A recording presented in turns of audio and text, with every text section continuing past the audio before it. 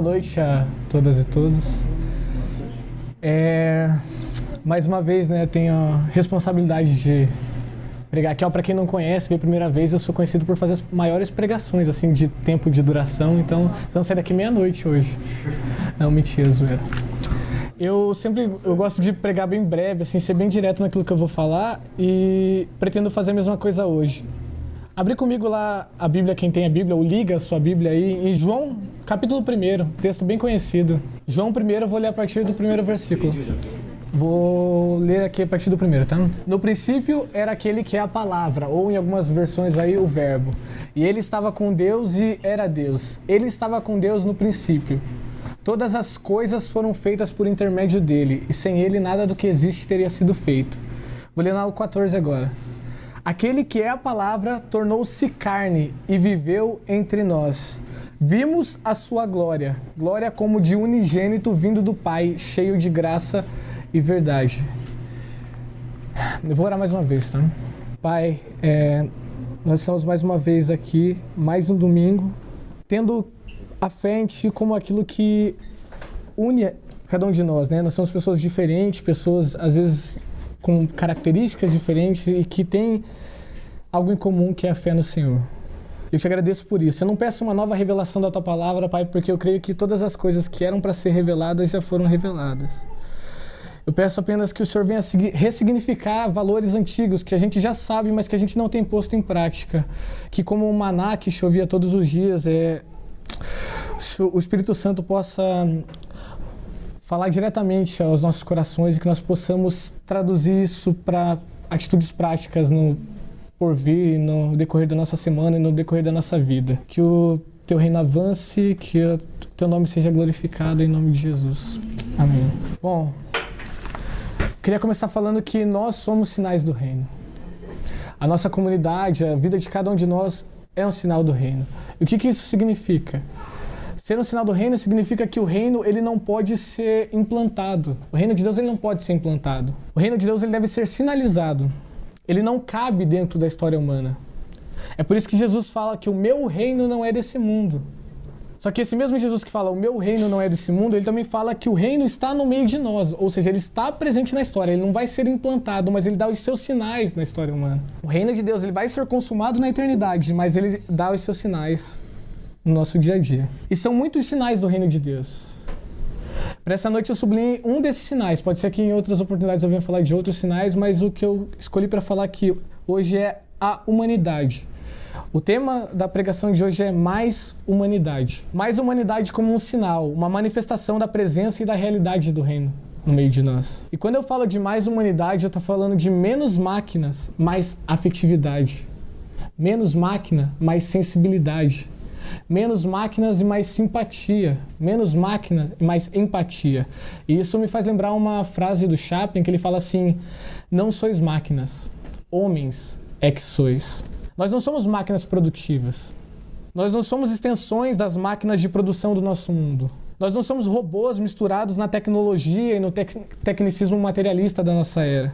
Nós somos seres humanos, não robôs. Nós sentimos, nós temos sentimentos. E esse mundo de produtividade intensa, de desafios de produtividade contínua, esse mundo ele nos robotiza e vai gerando frieza nos corações de carne e aos poucos a gente vai se transformando em pessoas com coração empedernido, coração de pedra. Essa capacidade de sentir simpatia, né, de ser simpático, de sentir ao lado do outro, a expressão ser simpático vem do grego pathos, né, que é paixão, mas não paixão romântica. São as afeições humanas, são as emoções humanas. É o fato de que nós somos afetados quando a realidade bate nos nossos olhos. Isso gera em nós tristeza ou alegria, isso gera em nós dor, angústia ou felicidade. É essa resposta que a gente dá. E ser simpático é saber sentir do lado do outro. É tipo, o outro tá rindo, eu chego do lado dele e rio também. O outro tá chorando, eu chego do lado dele e choro também. Isso é ser simpático. Só que para além da simpatia, a gente tem a empatia, que não é sentir ao lado do outro. A empatia é sentir o que o outro está sentindo. É chegar e a dor do outro é a minha dor. A tristeza do outro é a minha tristeza. E a alegria do outro também é a minha alegria. Mas nesse mundo de consumo, né, nesse mundo de competição, não sermos simpáticos ou empáticos é até uma defesa quase natural do nosso ser. Já que eu já tenho a minha dor, já que eu já tenho as minhas tristezas, eu não vou ficar me preocupando com a dor do outro. Eu já tenho as minhas próprias angústias para cuidar. Eu não vou cuidar da angústia do outro. Eu já tenho as minhas próprias frustrações, eu não vou me alegrar na vitória do outro, porque, convenhamos, é muito mais fácil você chorar com os que choram do que celebrar com aqueles que estão felizes, que aqueles que alcançaram alguma coisa, alguma vitória, porque esse mundo é um mundo de competição. É isso, eu preciso demonstrar que eu sou mais feliz, eu preciso demonstrar que eu sou mais bem-sucedido. E esse mundo, essa rotina, ela vai fazendo isso com a gente.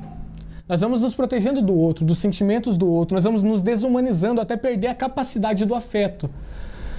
Alguém disse certa vez que nessa era do high-tech, nós precisamos de high-touch. Por isso que eu comecei que a primeira característica que eu quero frisar aqui é mais humanidade é menos virtualidade e mais realidade. Nesse tempo de muita tecnologia, nesse tempo de densidade tecnológica, nós precisamos de densidade de toque, densidade de pele, densidade de relacionamentos humanos. Máquina não acaricia, máquina não chora. E nós vamos nos acostumando tanto com as máquinas que elas ficam no meio intermédio entre o meu relacionamento com vocês, o meu relacionamento com o outro. Eu até prefiro me relacionar com o outro através de máquinas. O mundo virtual, ele é o lugar mais propício para falsidade e superficialidade. No ambiente virtual eu construo de mim mesmo uma imagem agradável, eu construo um personagem, Eu tuito coisas inteligentes, eu pego frases de um pensador aqui, de outro ali e tuito. Eu pego um texto, coloco no meu blog um texto para as pessoas verem como eu sou incrível, como eu sou inteligente. O Facebook, por exemplo, ele é uma vitrine de hipocrisia, Porque todo mundo está sempre feliz no Facebook. Eu já vi tempo atrás um texto de uma jornalista que ela falou que ela estava extremamente triste, extremamente deprimida. E aí ela foi dar uma olhada no Facebook das amigas dela e estava todo mundo feliz, o casamento indo bem, os filhos passando no vestibular, todo mundo viajando. E ela, mas por que só eu que estou nessa draga, tá todo mundo feliz? Aí ela foi dar uma olhada no Facebook dela e ela percebeu que ela também era uma pessoa muito feliz no Facebook. Então o Facebook é isso, é essa vitrine de hipocrisia, onde eu monto o meu personagem, eu exponho para as pessoas que não me conhecem de verdade. Mas também pode ser o contrário, Pode ser que eu seja uma pessoa que fala as minhas dores, fala as minhas alegrias, eu sou sincero lá na internet, eu sou sincero, eu mando nude da alma na internet. Sério? É muito bom, eu me exponho. Eu me exponho na internet, mas eu me exponho para uma pessoa que mora, sei lá em Amsterdã. Eu me exponho para alguém que está lá em Berlim. Mas eu não tenho essa mesma coragem de me expressar, de me expor, de falar dos meus sentimentos para minha esposa que está dormindo no quarto ao lado, para os meus filhos que estão na sala assistindo televisão. Eu não tenho a mesma coragem de expor para os meus amigos. Eu tenho essa preferência por exposição para quem está lá do outro lado do mundo. E se essa pessoa me frustrar, eu simplesmente bloqueio, excluo ela e arrumo um outro amigo virtual para quem eu possa montar o meu personagem e expor para ele. Por isso, quando nós dizemos mais humanidade, a gente está dizendo assim, menos virtualidade e mais contato, mais experiência de relacionamento concreto, mais amizade, mais comunidade, mais fraternidade. E quando a gente diz também mais humanidade, a gente diz menos coisificação do ser humano. Porque hoje o ser humano vai virando coisa, No universo de competição por afetos, a gente vai mentindo, vai dando um jeito de achar quem nos ame à distância, sem nos impor, e nessa busca por saciar a carência afetiva, nós vamos negligenciando o trato com o outro. Nós vamos transformando o outro em coisa, em uma coisa que é um objeto só para me retornar prazer, para me retornar afeto. E se você perceber, as grandes indústrias hoje, as indústrias mais lucrativas, são indústrias que transformaram pessoas em coisa. É a pornografia cibernética, é o tráfico de gente, é a escravidão. A gente vive hoje num tempo em que há mais escravidão hoje do que em todo o período da história. Você pensa, não, mas a escravidão acabou em 1888, sei lá. Não, acabou no papel. Porque hoje existe mais pessoas como escravos do que em todos os outros períodos da história. E no Brasil também. O que é isso? São pessoas que se tornaram coisas. Por isso, quando a gente diz mais humanidade, a gente também diz menos coisificação do outro e mais reverência ao ser humano. Mais reverência ao portador da imagem e semelhança de Deus. Eu olho para ele e eu não posso abusar, eu não posso usar uma pessoa, eu não posso consumir do outro e depois cuspir. Ele é um ser humano criado à imagem e semelhança de Deus, eu não posso tratar como coisa. Mais humanidade é mais reverência ao outro, é mais reverência ao meu relacionamento com o outro. Mais humanidade também é menos espiritualismo e mais encarnação. O Bebeto Araújo, o grande Bebeto, ele fala que Tem pastores que acham que o que ele faz é perda de tempo, né? Porque fala que é só ação social e que ele não deve perder tempo com ação social, ele deve ganhar almas. E o Bebeto fala assim, cuida aí das suas almas, que eu cuido do meu homem todo. E o cristianismo, ele é isso. Eu li aqui João 1 porque é essa palavra que diz que o verbo, o Deus, ele se fez carne. Ele se fez carne como a gente, ele se fez carne, ele tinha osso, ele tinha sentimentos, ele tinha desejos, ele tinha tentações, ele era homem. O verbo, Deus, ele se fez carne. O cristianismo é necessariamente a religião da fé do Deus encarnado. Nós não somos platônicos, nós não acreditamos que quando o espírito se desprender do corpo, a gente vai alcançar a plenitude. Chega nesse papo de almas gêmeas, né? Casamento de almas gêmeas, esse papo de ganhar almas para Jesus. Não, são seres humanos. O ser humano deve buscar o metafísico, ok, beleza, mas nós temos fome de pão também. Nós sentimos frio. Nós temos necessidade de moradia, nós temos necessidade de terra, nós temos necessidade de lazer. Nós somos matéria também. Então, mais humanidade é menos espiritualismo e mais encarnação. A fé cristã ela deve ser falada, ela deve ser pregada, mas ela deve ser encarnada, sobretudo. Só que, por outro lado, mais humanidade é também menos bestialidade. Porque às vezes a gente vem tanto para a Terra, né? A gente desprende completamente do espiritualismo, a gente desprende totalmente das coisas que são metafísicas e vem tanto para a Terra, tanto para a Terra, tanto para a Terra, que a gente acaba com a barriga no chão, com a barriga no pó, serpentalizado, né? De tanto afirmar a necessidade de pão, a gente esquece que nem só de pão vive o homem. Nós não podemos dar caráter absoluto às nossas necessidades concretas. Elas são legítimas. As nossas necessidades, a necessidade de pão, a necessidade de lazer, ela é legítima, mas ela não é última, ela não é fim. Ela não é definidora de quem eu sou.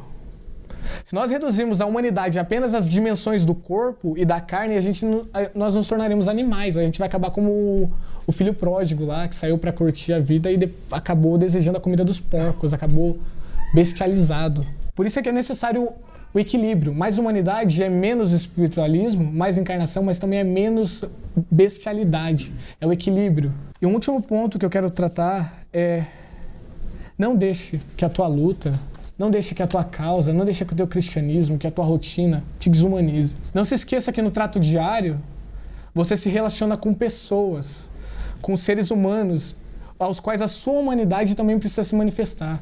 Você pode fazer parte de uma comunidade, mas aqui dentro dessa comunidade existem indivíduos com sentimentos. Você pode fazer parte de um corpo universal, mas dentro desse corpo universal, cada célula é um indivíduo com sentimentos. Um colega de partido que é vereador em Niterói e também pastor evangélico, ele contou ano passado a história de quando ele estava na faculdade. Ele disse que lá na faculdade eles estavam organizando uma chapa para concorrer ao DCE lá, e ele era o cara que ia cuidar do som, da caixa de som, ele ia levar a caixa de som. E nessa correria para levar a caixa de som, eles tinham que ser os primeiros a chegar lá para falar primeiro, porque os outros não ocupassem o lugar que eles iam ocupar. Nessa correria ele estava lá e ele percebeu que uma das pessoas que compunham a chapa dele estava ali meio triste, meio deprimida no canto, e ele parou para conversar com aquele cara. Ele começou a conversar com aquele cara começou a contar as coisas que estavam passando com ele, começou a chorar, eles se abraçaram, e aí quando ele foi para lá onde ele deveria ter ido, ele chegou atrasado. E aí os caras ficaram extremamente aborrecidos, extremamente irados e falaram: cara, você tinha que trazer a caixa, agora você não trouxe a caixa, a gente não ocupou o espaço, a gente não vai ganhar o DCE e agora a revolução mundial não vai acontecer porque você não trouxe essa caixa, porque você parou para conversar com aquele cara. E esse cara com o qual ele parou para conversar, 3 anos depois ele se suicidou. Talvez porque as pessoas estavam mais ocupadas em militar por alguma coisa, talvez porque as pessoas estavam mais preocupadas em carregar a caixa de som do que em parar e conversar com a pessoa, do que parar e reconhecer a humanidade daquele que está do teu lado. Por isso eu estou falando, a gente é uma igreja que encarna, que tenta encarnar essa espiritualidade de maneira militante, de maneira forte, para viver o Evangelho. Mas não vamos esquecer que aquele que está do nosso lado é um ser humano. Que o Espírito Santo possa falar diretamente conosco hoje. Que nós não venhamos esquecer. E que nós venhamos ser sinais do reino. Só até aqui.